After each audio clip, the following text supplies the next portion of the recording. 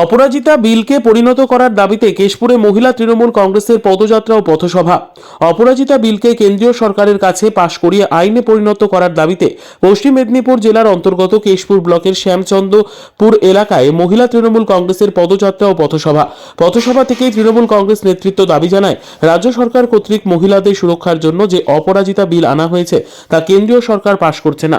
রাষ্ট্রপতি যাতে এতে শিলমোহর দিয়ে আইনে পরিণত করে সেজন্য কেশপুর ব্লকের মহিলা তৃণমূল কংগ্রেসের কর্মীরা দাবি জানাচ্ছে।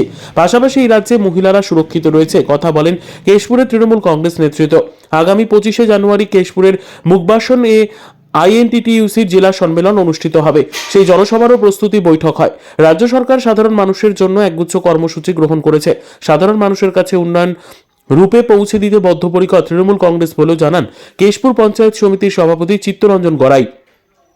কেশপুর ব্লক তৃণমূল কংগ্রেসের সভাপতি প্রদ্যুৎ মাজা বলেন, 25 তারিখ আইএনটিটিইউসির জেলা সম্মেলনে কয়েক হাজার লোকের সমাগম হবে। তিনি আরো জানান, অপদার্থ কেন্দ্রীয় সরকার চরম অসহযোগিতার সঙ্গে অপরাজিতা বিল আইনে পরিণত করতে দিতে চাইছে না।